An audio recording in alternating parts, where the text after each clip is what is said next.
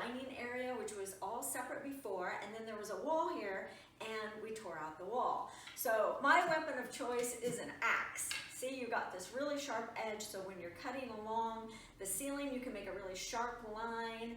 And we're gonna start back from the beginning and show you how it looked before, and then we'll show you how it looked afterwards. So here we go.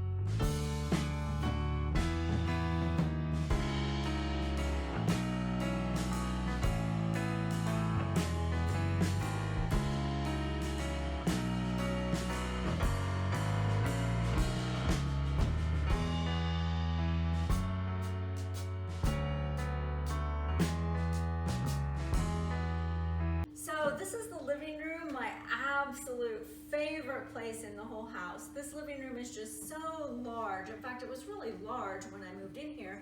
And then we took out the wall between the living room and the kitchen. So now it's just this big, expansive space. And I love it when family is over here because you can be in the kitchen cooking, people can be in the dining room talking and having conversation, and then people can be over here in the TV part of the room and watching TV. So it's just really a great place for family, but it's also a great place to entertain. So between the very large island, which has 8 stools, and then the table that I made for behind the couch has places for 3 more people to sit. 8 people can sit at the table in the dining room, and then out on the sun porch, there's 2 tables. So altogether, there's about 35 seats. So this is a great place for entertaining. So in the living room, the first thing I guess that happened was removing the popcorn ceilings, and we're not going to talk about that because that wasn't very fun. And then again, I did the bookcases on the wheels so they can move easily and move around the room if you change your mind how you want to rearrange. And you know, as women, we're going to rearrange. It's just going to happen. It's just a matter of time. And then I have a cute little setting area over here with 2 chairs, and then the large L-shaped couch, which I love for a family. I just love when we're all here, we're all laying on top of each other and watching a movie, and people can cuddle in the corner or cuddle on the end cap, and it's just a very cozy together time. So I love this living room.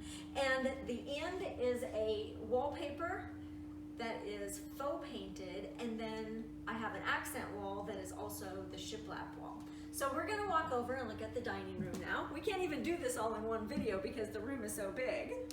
So here we have the dining room. This was a table that I had out at our farmhouse, and I painted it white and then sanded it a little bit to make it look a little bit more rustic.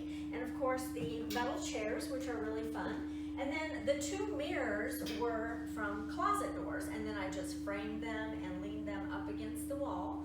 The amazing fireplace was in my grandmother's house, and so when she didn't use it anymore, I asked her if I could have it. So that is always a fun piece to have. And then the 2 sliding doors, I had gotten these doors off of the exchange, and I painted them black and cleaned them up, put 2 little handles on them, so you can slide these doors shut and have a little bit more privacy for the sun porch. So now we're going to move on to the kitchen.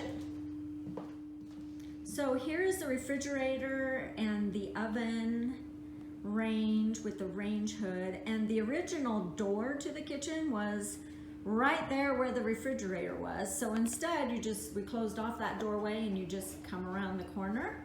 Fun little spice rack. I like that with the little chicken wire. And then the 2 cabinets that were on either side of the sink, we just left open with glass doors. The one cabinet that I did add was made by a local craftsman, and it holds the microwave, and I absolutely love this apron sink, and also this faucet. It's amazing. Just a lot of water pressure. I love it. And then it has the pot filler too, so you can just fill your pots. That's great.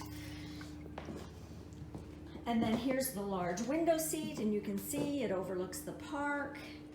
And then we have the upper cabinets, lower cabinets. I have an extra little mini refrigerator for all our drinks because I have a counter depth refrigerator. I really like counter depth refrigerators because I feel like they don't stick out so far.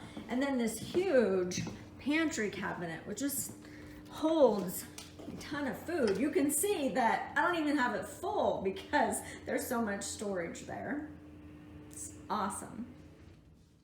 The kitchen is so big, I can hardly get it all in the camera view. So this is a very large island. It's got a great faux high resolution laminate top, but people come in and touch it and think that it's granite. They touch it and think it's going to be cold because they think it's real granite, but it's really easy to care for and I just love it. We've got 8 bar stools around the island.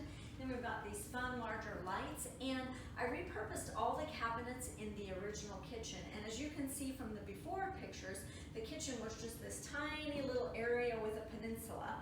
So I took the cabinets that were above the peninsula and put them on that wall. There was the large pantry cabinet that was right here, and you just kind of walked right by it. Put that on the end cap, and as a matching end cap on the other side is the refrigerator and a cabinet up above. So this is just very fun and lots of light. I built a large platform underneath that window, so me and the grandkids read books there, and it's just the most amazing place. And it overlooks the park, so the view is awesome, and you can see the sunsets at night. So this is just very fun. And I faux painted the floors to look like tile. And what's really amazing about faux painting is that you can use the same paint, so you know you're going to get an exact match to the floor finish that I did in the living room, which was a faux herringbone pattern to look like wood. So we have faux wood floor with a matching colored faux tile floor in the kitchen. So they're kind of the same, but a little bit different. So even though it's one large space, it kind of defines the different spaces in the large room. So this is very fun, and now we're going to go out and take a look at the sun porch.